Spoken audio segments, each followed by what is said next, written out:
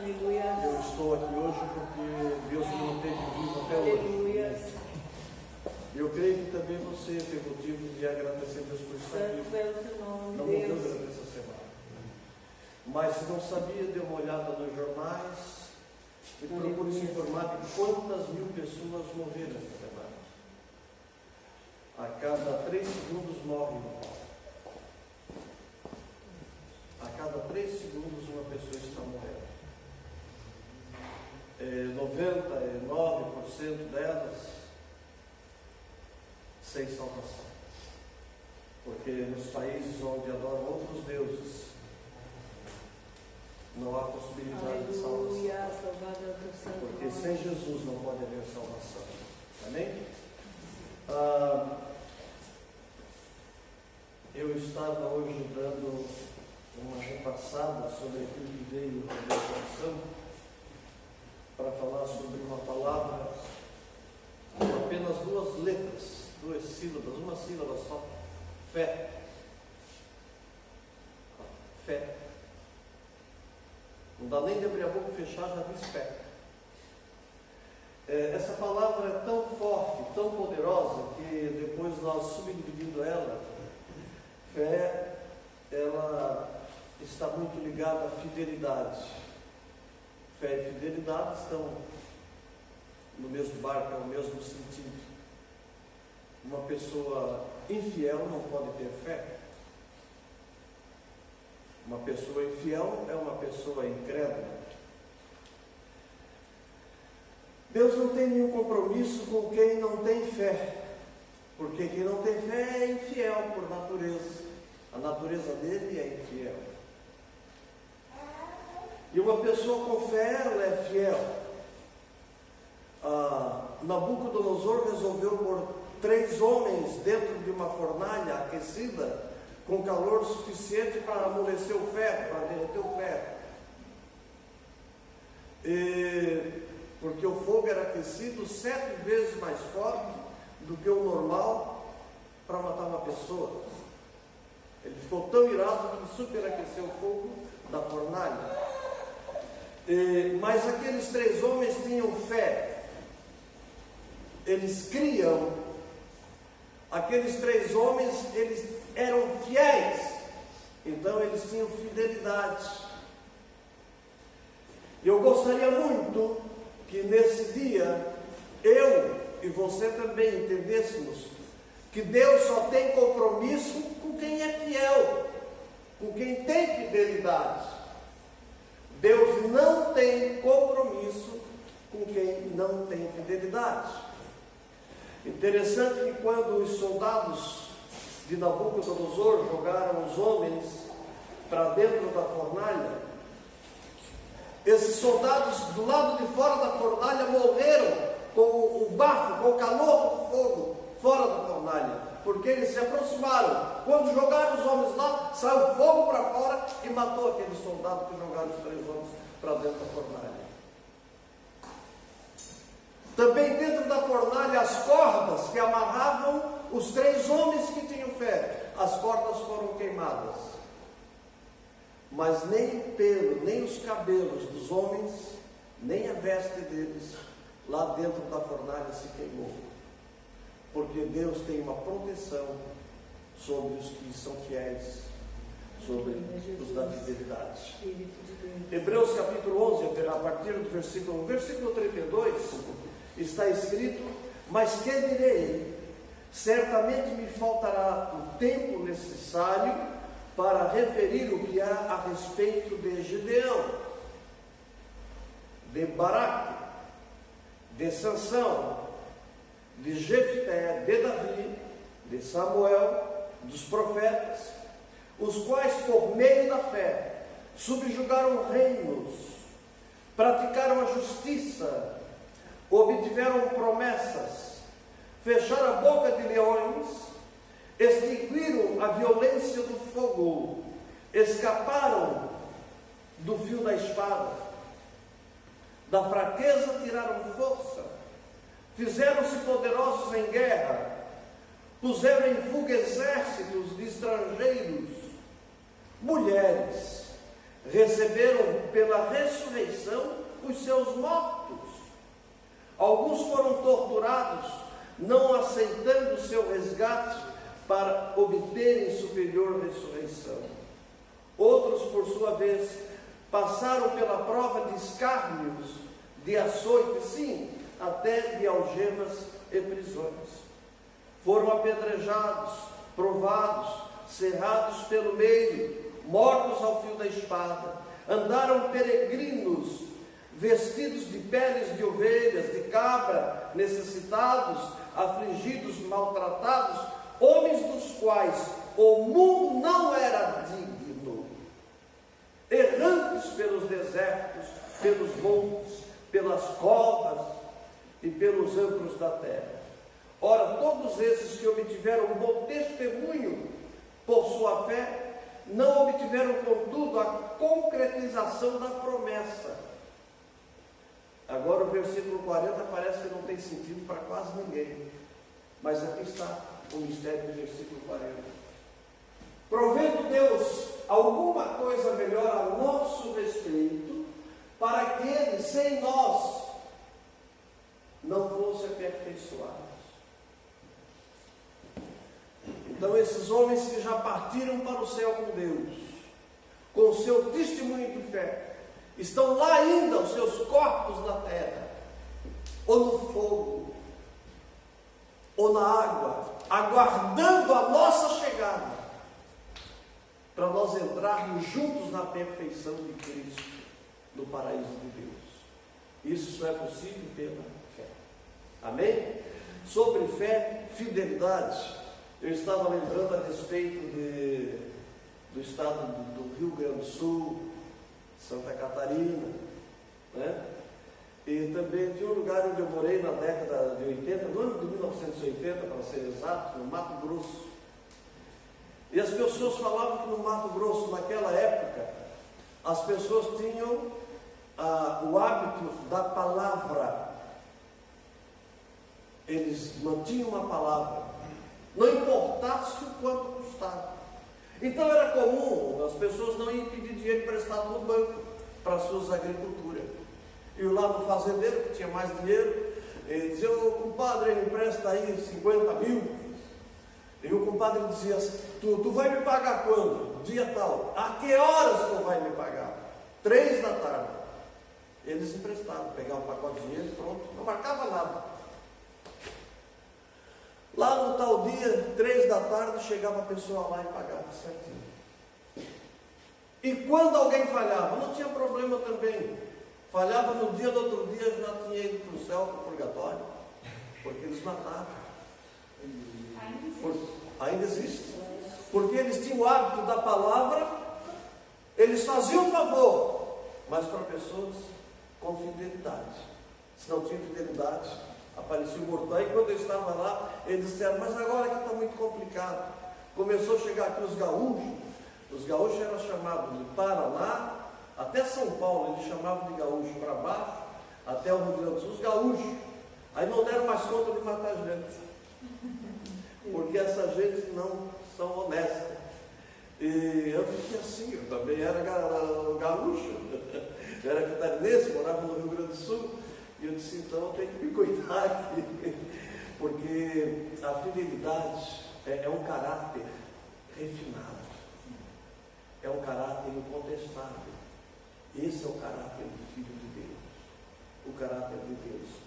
E quando eu estava vendo esse resumo dessa galeria dos homens de fé, eu li um trecho onde falou sobre um homem chamado Jefité. E esse homem Jefité me despertou, porque Deus não aceita sacrifício humano em hipótese alguma. Porém, ele pediu um sacrifício humano para Abraão, um homem que é considerado pela Bíblia o pai da fé. Aquela pessoa que conhece o seu Deus, ele confia no seu Deus. Hoje em dia é comum nós sabemos que tem filhos que não confiam nos próprios pais. Primeiro porque às vezes os pais também não tiveram uma vida muito de crédito, muito honrada, e esses filhos não confiam nos pais. E outro lado também tem o lado dos filhos rebeldes. Nos tempos da Bíblia, no livro de Deuteronômio, quando tem ali as leis que Deus deu a Moisés, um filho desobediente começava a dar muito trabalho para o pai e para a mãe e não obedecia. Então o pai e a mãe iam com esses filhos lá no juiz. E os juízes se reuniam e disseram para ele, diziam para o filho: por que não obedece teu pai e tua mãe? E davam lá um tempo para esse filho obedecer o pai e a mãe, e depois o pai e a mãe tinham que voltar. Não, meu filho mudou a vida, agora a gente pede para ele ir em tal lugar, ele vai trabalhar, ele vai, e ele não nos dá mais trabalho, não. Mas se aquele filho continuasse ainda criando dificuldades para o pai, então os pais tinham que voltar: o meu filho não obedece. Então chamavam o filho, julgavam, e esse filho era sentenciado à morte. Então levavam esse filho para a praça pública e apedrejavam ele até a morte, e diz a Bíblia, e tiravam o mal do meio do povo de Israel. Era uma punição, mas isso vinha de Deus. Sim, por quê? Porque nós, os filhos de Deus, quando não obedecemos a Deus, nós somos sentenciados à morte, e à morte eterna, ao inferno. Então não tem diferença, é justiça de Deus igual. Porque se nós, filhos de Deus, entristecemos o nosso Pai com a nossa infidelidade e somos julgados, Deus disse também que vocês têm que julgar os filhos de vocês. E a gente sempre quer cobrir o mal do filho. Não, meu filho é bonzinho, estava lá, ele foi preso 50 vezes, mas a culpa era dos amigos dele, não era dele. E jogamos sempre a culpa em alguém e não matamos o filho, o mal fica e vai. Nós fizemos isso, nós temos o tempo da graça, né? Não cumprimos a lei de Deus, viemos para a igreja e pensamos que todo mundo tem direito de ir para o céu, não importa de que maneira, né? Mas não é assim, Deus vai nos julgar. Mas surgiu uma questão muito assustadora até, quando nós lemos a partir do livro de Juízes, capítulo 11, e eu quero entrar lá e depois espero que o Espírito Santo nos dê um aclaramento melhor concernente a essa questão, concernente a vida de Jefité. Andei lendo aqui todo o texto de Jefité, no capítulo 11 todo está mencionando que Jefité, ele fora filho de um judeu, mas um judeu que deu uma escorregada, então ele teve um caso com uma prostituta. E dessa prostituta nasceu esse menino chamado Jefité. O pai naturalmente levou o menino para casa, era filho dele igual, mas o filho cresceu, o pai ficou velho, e os filhos homens, irmãos de Jefité, rejeitaram ele. Tu não vai ter herança aqui conosco porque tu é filho de uma prostituta, tu não é filho da nossa mãe. Então expulsaram esse moço para fora da cidade. Ele foi para outro país, para fora do seu povo, e lá trabalhou. Deus teve compaixão dele, deu prosperidade, e lá ele mostrou que era uma pessoa de cabeça onde? No devido lugar. Bom administrador, valente, trabalhador, honesto. Então nós encontramos aí um problema, que logo em seguida surgiu uma guerra entre um país vizinho, e o povo não tinha líder. E o povo não tinha o que eu falei? Líder. Os animais têm líder. Os leões têm líder. Os hipopótamos têm líder. As aves, quando vocês veem aquele bando voando no céu, sempre vai na ponta, liderando. Elas ainda têm uma organização que, quando é que está lá na ponta, abrindo o vento, cansa, ela relaxa, vai para trás, vai uma outra para frente para liderar também, e vão se revezando uma outra para eles conseguirem ir longe. E sempre precisa ter alguém que vai liderando. Israel estava sem líder. Agora escolheram logo o filho da prostituta para liderar Israel. Ele aceitou então de ser líder, questionou, disse: não, o que tu fizer nós vamos obedecer a ti, vamos ser fiéis a ti. A partir do versículo 29, Eu vou mencionar esse, para não ler o texto todo. Então o Espírito do Senhor veio sobre Jefté, e atravessando esse por Gileade e Manassés, passou até Mispa e a Gileade, e a Mispa e Gileade passou contra os filhos de Amon. E fez Jefté um voto ao Senhor. O que foi que eu li agora? Jefté fez o quê? Fez o que mesmo? Eu vou abrir um parênteses aqui. A Bíblia diz que Deus não se agrada de votos de tolo. Lembra que eu falei do gaúcho? Lá não foi para Mato Grosso fazer um voto? Esqueci de cumprir o voto, aparecia como morto. Nunca mais ia fazer voto para ninguém. Quando o homem abrir a boca, ele dá uma palavra, ele tem que fazer o quê? Cumprir a palavra. Sabe por quê? Porque Deus cumpre a palavra dele, nós somos a imagem e a semelhança de Deus. Da mesma forma que o homem dá uma palavra para a mulher, e tem a coragem de falar isso diante do juiz e diante do sacerdote, do pastor, dizendo que vai ser fiel para a mulher na doença, na bonança, né? No tempo que ela é bonita, no tempo da feiura, quando ficar velha, vai ficar fiel igual, né? Não é assim? Em todas as situações, na situação boa e na situação ruim. Mas depois ele vê que a coisa não fica boa, ele muda de ideia. Ele quebra a palavra dele. Então ele é o quê? Infiel. Deus se agrada de fiéis, mas Deus não tem nenhum compromisso com os infiéis. Em todos os âmbitos da vida. Agora este homem aqui, ele fez um voto, né? É por isso que eu não acredito na salvação do adúltero, na salvação do infiel dos dízimos, da salvação do mentiroso, da salvação do homicida, da salvação do incrédulo, da salvação do idólatra, porque Apocalipse termina dizendo que esses, os infiéis, não herdarão o reino dos céus. E Jefté fez um voto ao Senhor e disse: se com efeito me entregares os filhos de Amon nas minhas mãos, porque os amonitas estavam fortemente poderosos, bem preparados para a guerra, praticamente impossíveis de vencer, e eles iriam destruir, matar os filhos de Israel para se apossar da terra deles. Então ele fez esse voto: se tu me entregasse, Deus me entregar os filhos de Amós nas minhas mãos. Agora ficou pesado aqui. Quem primeiro da minha porta, da minha casa, sair ao encontro, voltando eu vitorioso dos filhos de Amon, esse será do Senhor. Se ele só dissesse esse será do Senhor, então ficaria aquilo que as pessoas preferem pensar, que entregou no templo para servir a Deus, né? Não podia casar, ou como Sansão, deixar o cabelo crescer, ser brasileiro do Senhor, ou como Samuel, ficou profeta do Senhor. Será do Senhor, mas aí ele diz: e eu o oferecerei em holocausto. Sabe o que é holocausto? Holocausto é um animal que é degolado, derramado o sangue dele, ele é morto em oferta ao Senhor. Até esse tempo do Antigo Testamento, o mentiroso, o pecador, o infiel, pecava, transgredia a lei.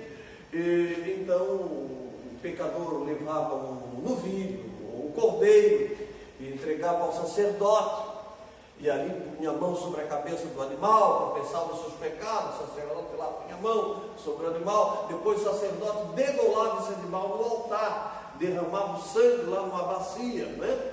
E aí tinha os rituais daquela época, quando aquele animal morria, simbolizava a morte daquele que estava oferecendo o holocausto. Quer dizer, como nos filmes, né? Que tem aqueles papéis difíceis, então eles põem um dublê, põem um atleta para fazer aquela cena difícil, para a pessoa que está vendo o filme pensar que é o mocinho lá, né?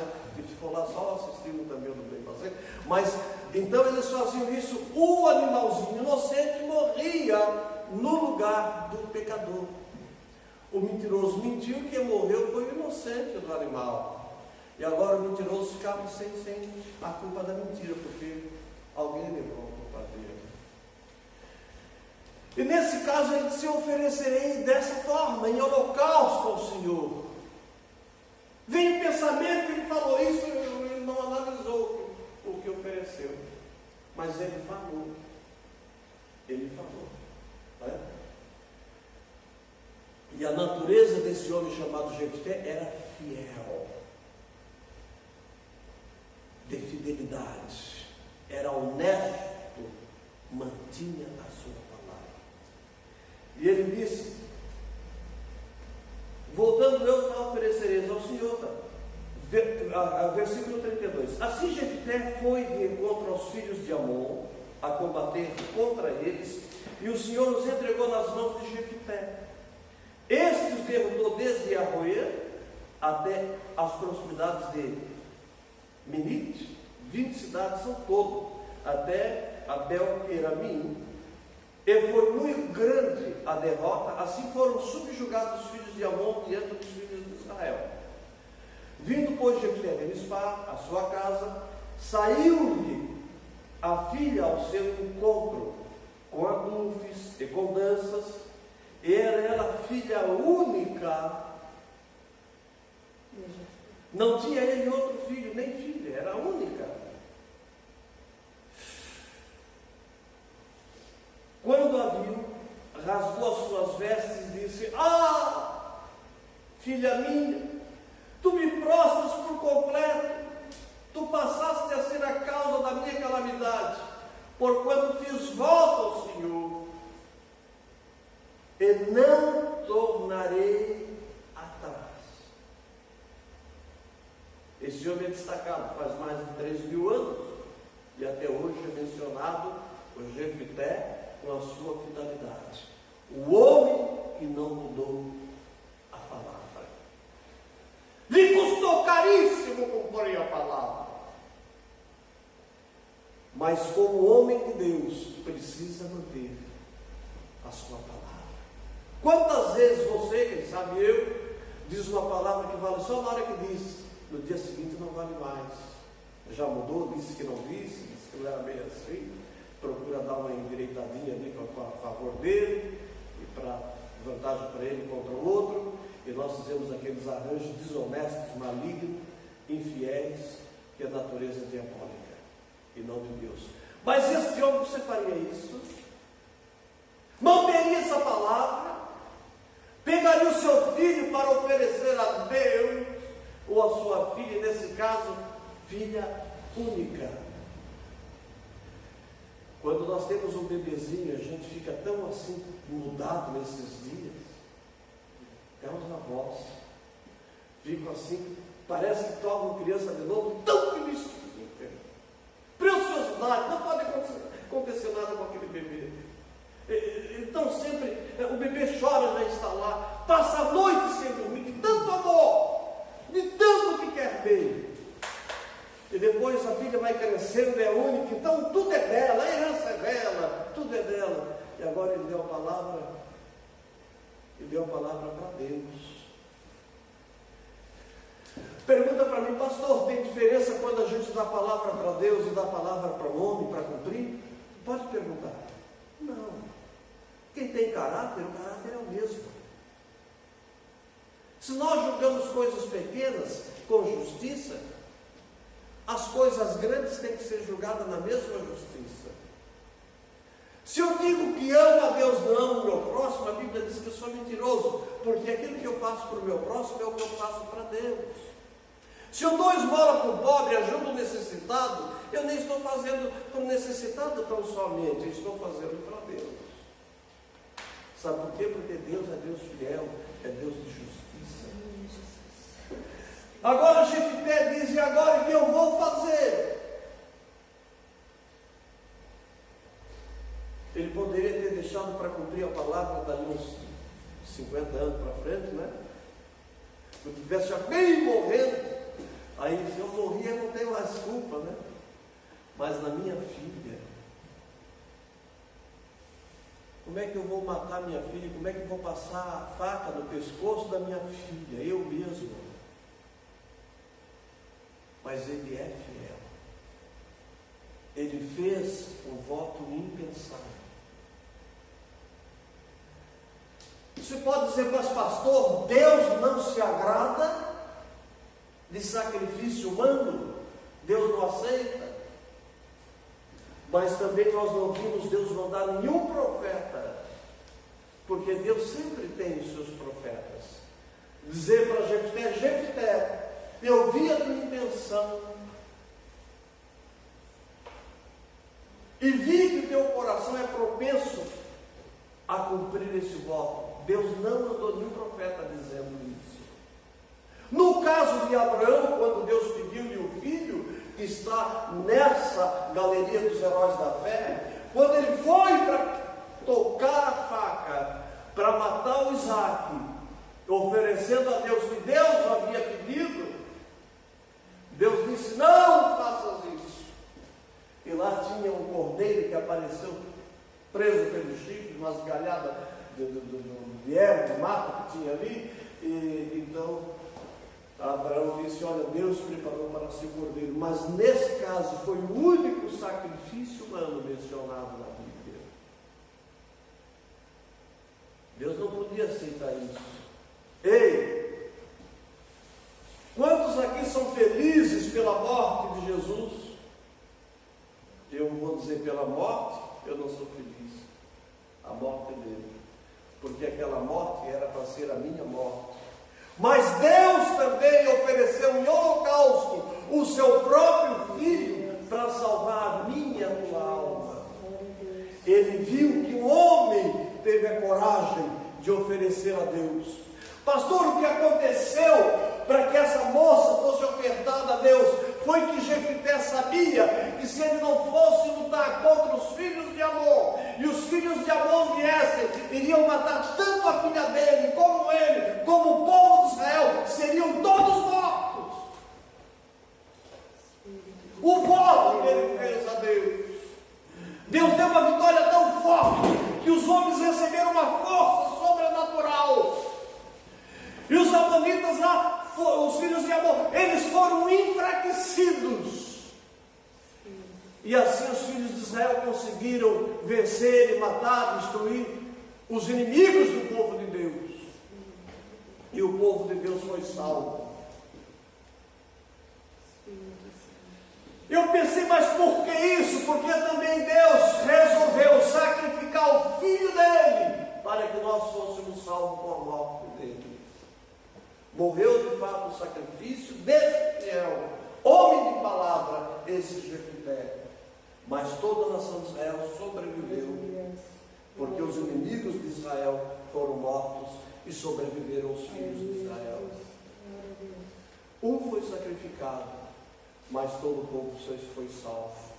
Então eu vejo aqui já um relacionamento correspondente ao sacrifício de Jesus no Monte Caveira, a nosso favor. Deus teve coragem também de matar o filho dele.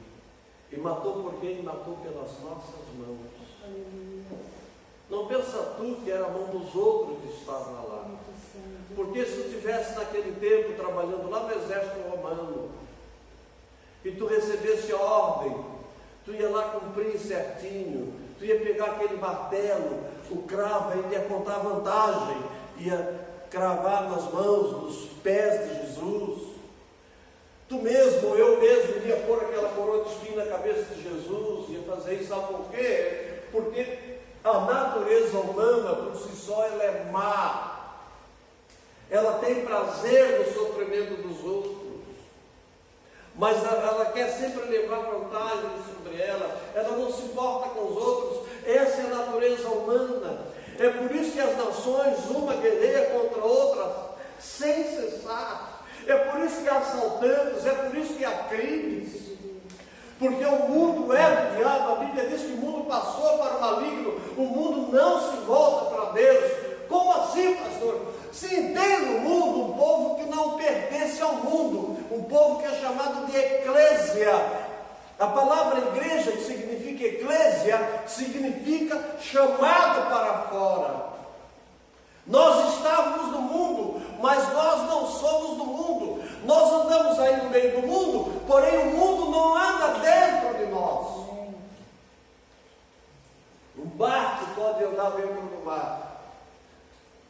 Ou seja, né, ele atravessa, pode atravessar o mar todo, o oceano todo de um lado ao outro. Porém, o mar não pode entrar para dentro do barco. Se entrar para dentro do barco vai a fundo. Assim também nós somos chamados de eclésia, somos chamados os tirados, os chamados para fora.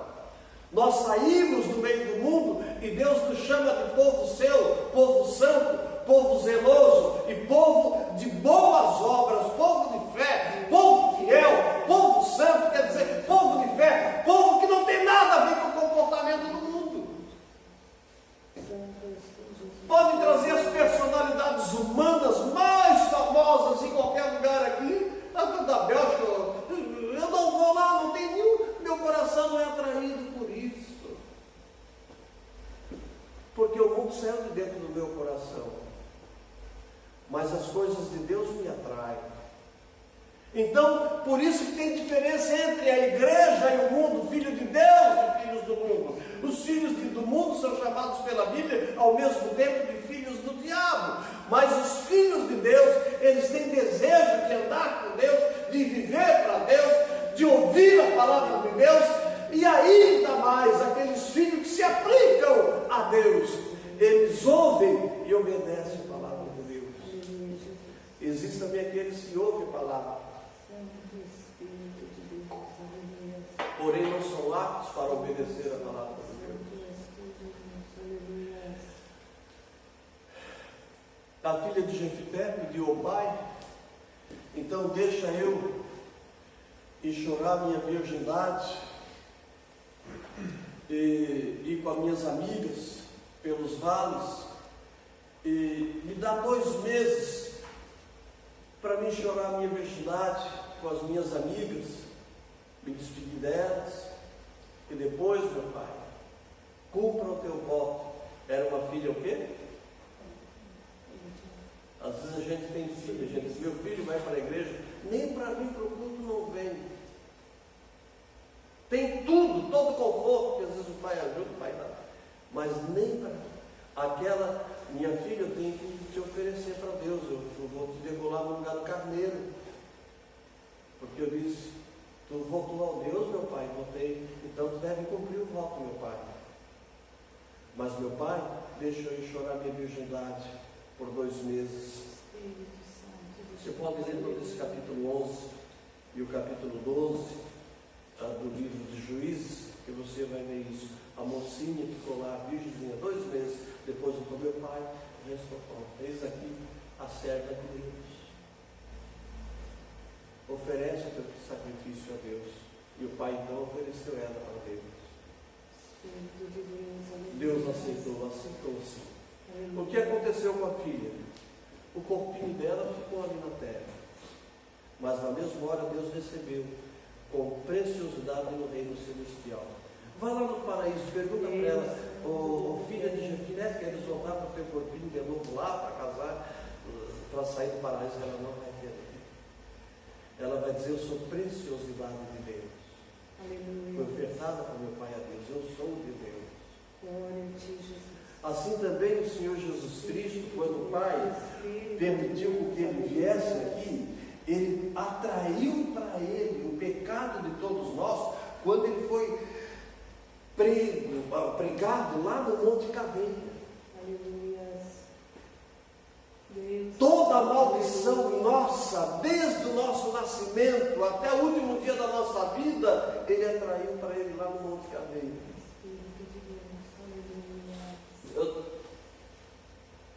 Se tu te olhar no espelho em casa, diz: eu fui condenado à morte por causa do meu pecado. Mas se eu crer no Senhor, tiver fé e me tornar fiel a Deus, toda maldição que me sentenciou à morte, ela é transferida para o crédito que o Senhor Jesus Cristo abriu lá no Monte Caveira quando morreu naquela cruz. Quando nós entregamos a vida para o Senhor Jesus, o pecado sai de nós, é transferido para o Senhor Jesus, e nós ficamos livres do pecado, como um inocente que nunca pecou. A Bíblia diz, pela boca do Senhor Jesus, que nós nascemos de novo, nascemos para Deus. Havíamos nascido para o mundo, mas a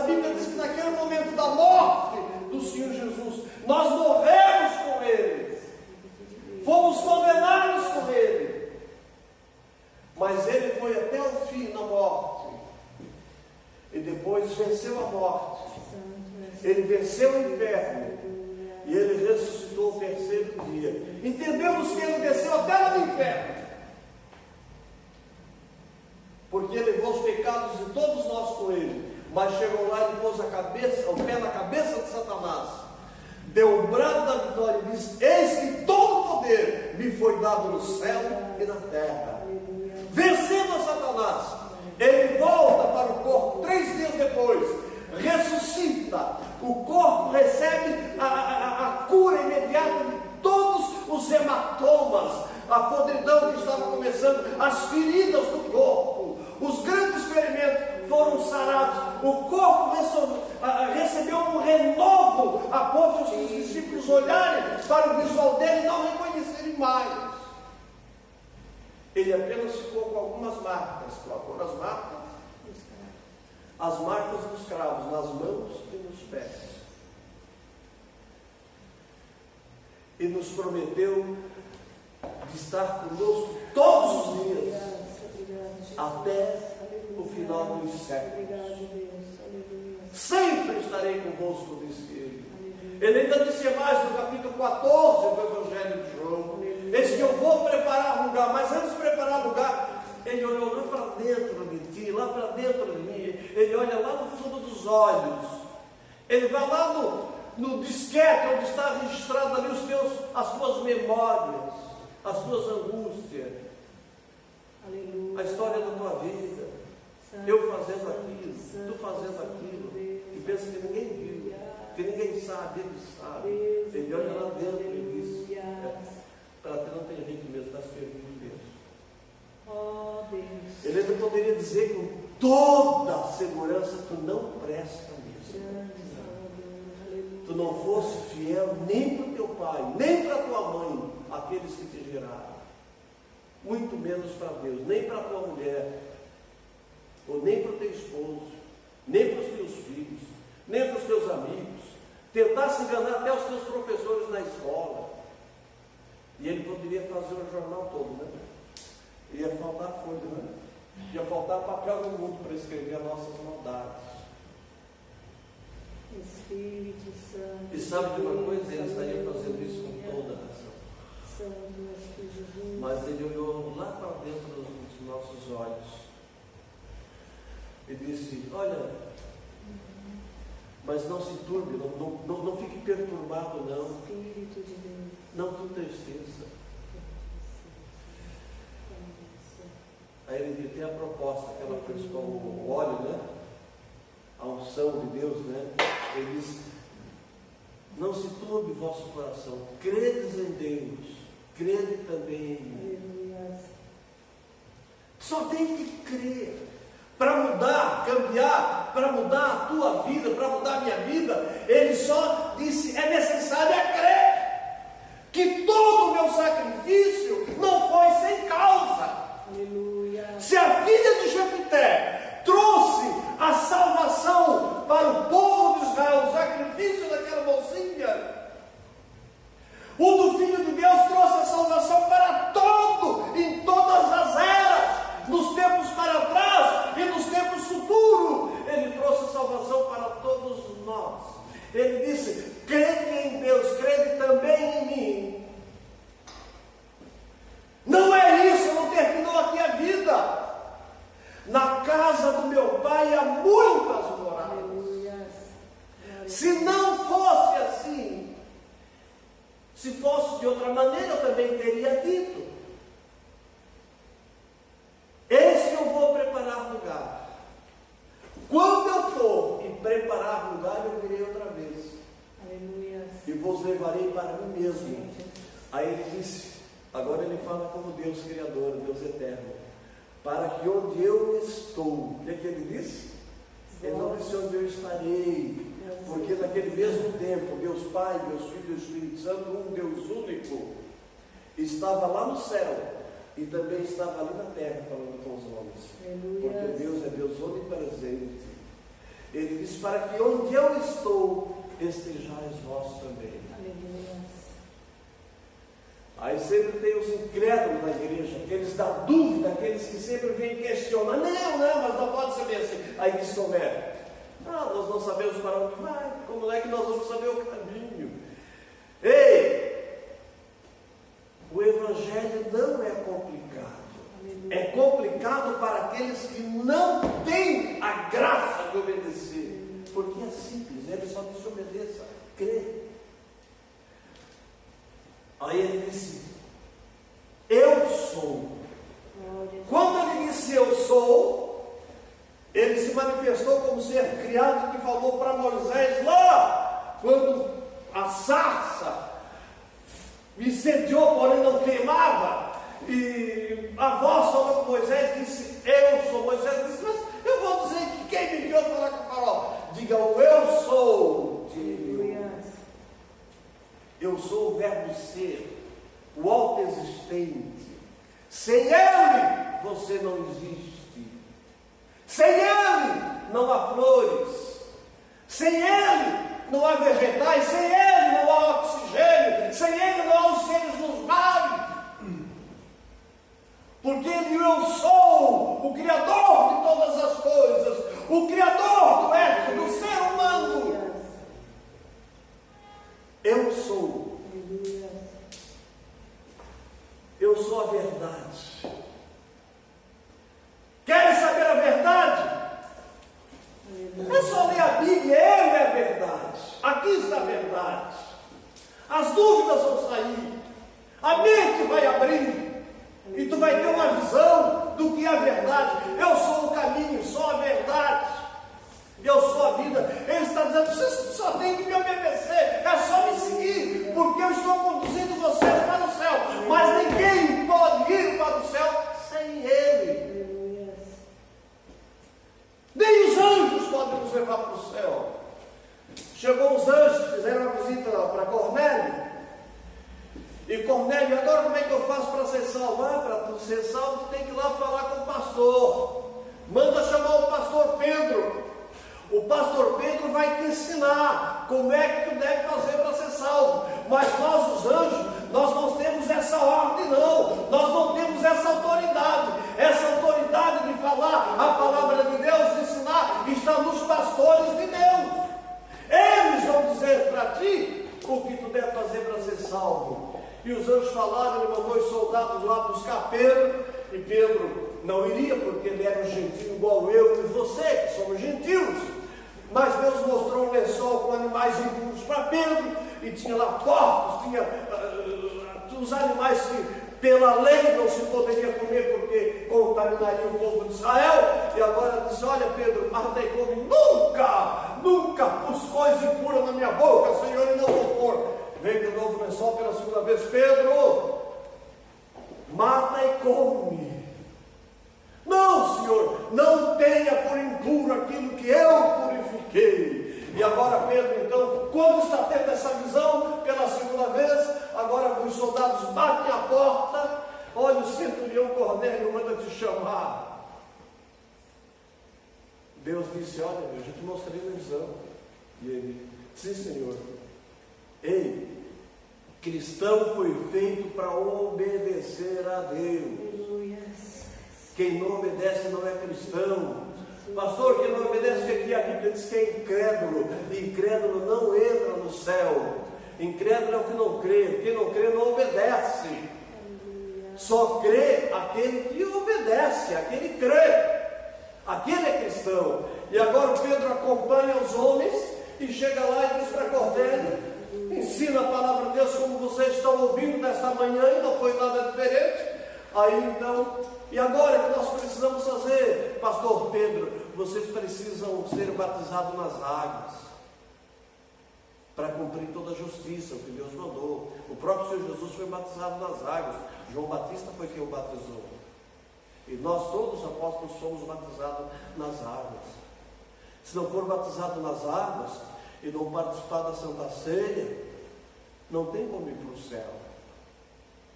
Só se a pessoa morreu depois que creu e não deu tempo, porque teve um ladrão lá no Monte Caveira que se converteu na cruz e não podia ser batizado. Ele já estava sendo batizado junto com Jesus diretamente na morte. Mas para a gente não passar pela mesma morte como passou o ladrão, então ele faz uma encenação na água. Então vocês vão ser sepultados na água. Aí vocês saem da água e simboliza a morte de vocês. Aleluia. E assim Cornélio também foi batizado nas águas. Aí agora Cornélio só foi batizado nas águas, já virou o quê? Missionário. Ei, vocês todos aí, soldados, vem cá, meus servidores, vocês têm que ficar cristãos também para ser salvos. Naturalmente foram todos aquela família e o grupo que estava lá foram batizados nas águas e foram salvos. Amém? Hoje, depois de 40 anos, ou mais de 40 anos, lendo esse texto e sempre preocupado, sempre tenso com a filha de Jefté, a partir de hoje eu tive paz no meu coração concernente o sacrifício da filha de Jefté. O único sacrifício humano mencionado na Bíblia, mas mostrou o caráter de um verdadeiro cristão.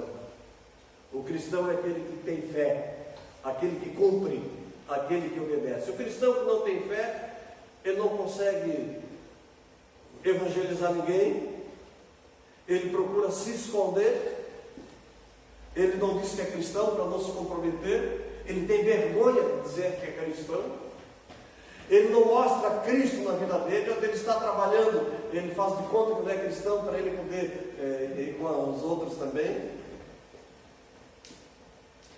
Ele é infiel, e os infiéis não podem ir morar no céu.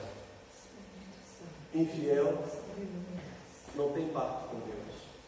Mas o verdadeiro cristão, ele é a luz. A luz, onde ela está, não pode ter escuridão, porque ela é o oposto da escuridão. Onde entra a luz, as trevas desaparecem, tudo fica claro. Ele é também considerado uma cidade edificada lá no monte, que é vista de longe, não tem como esconder. Cristão não tem como esconder.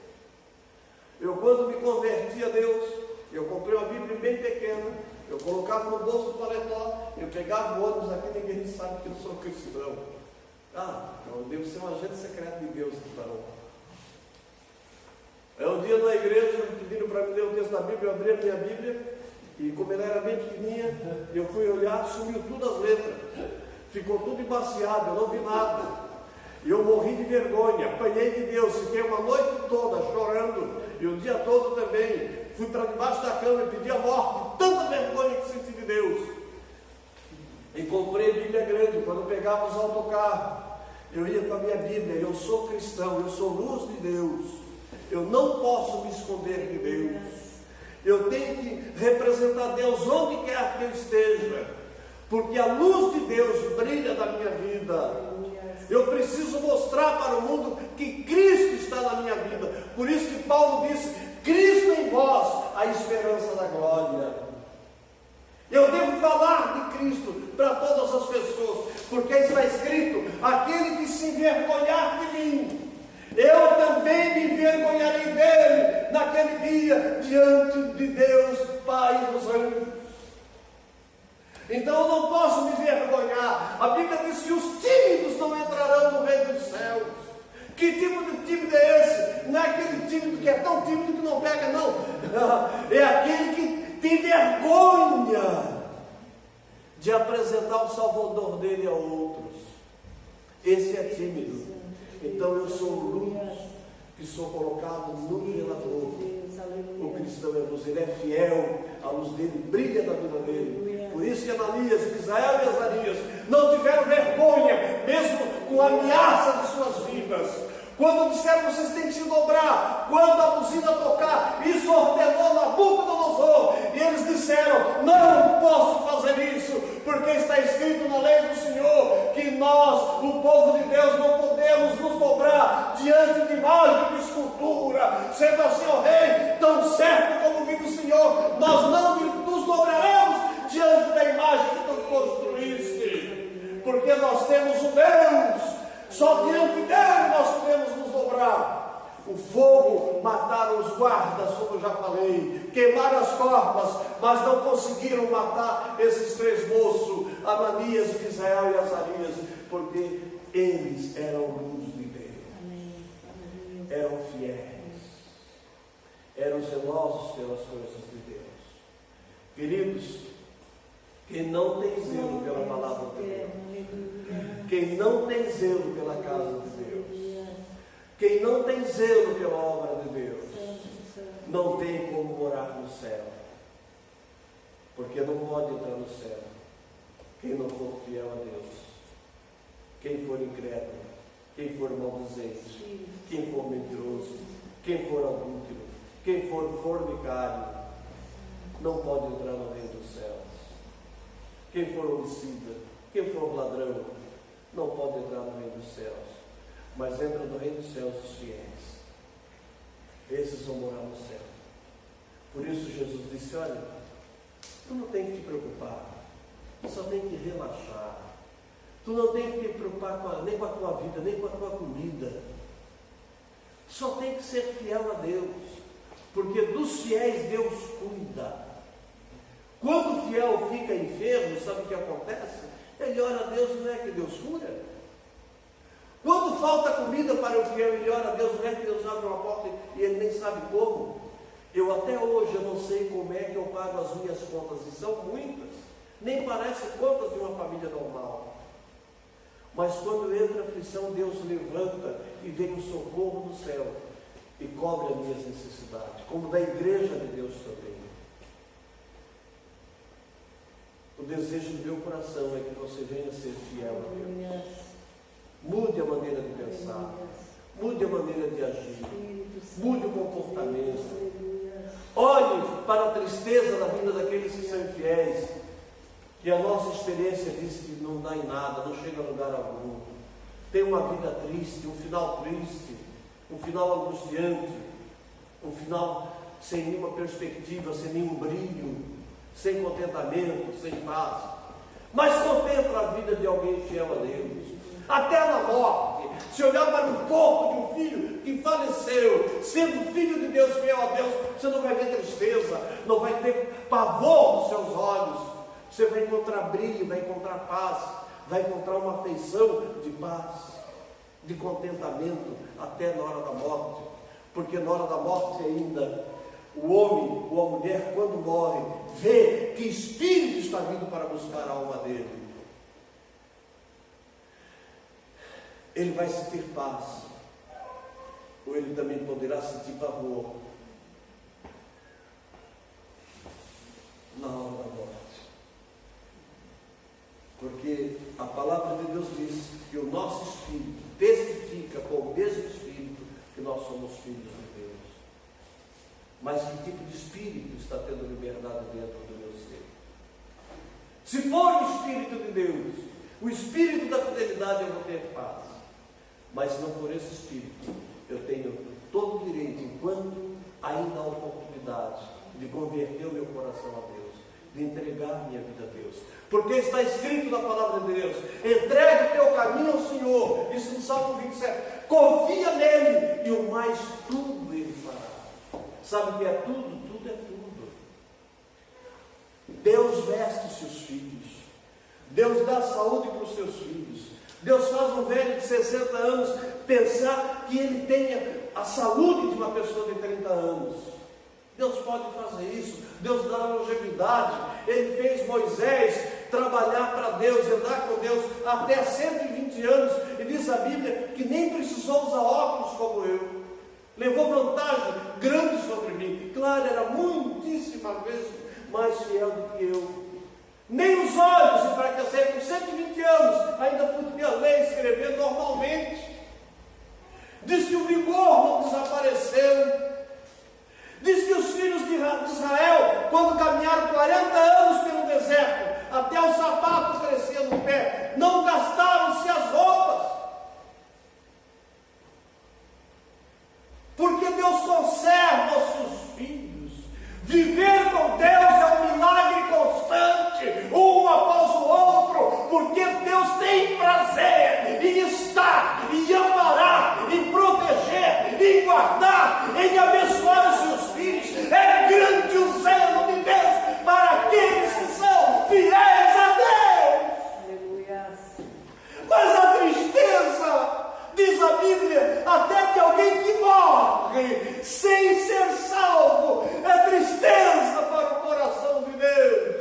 Mas diz a Bíblia, preciosa para mim é a morte dos meus santos, porque é o momento que eles saem para estar diretamente no céu com Deus.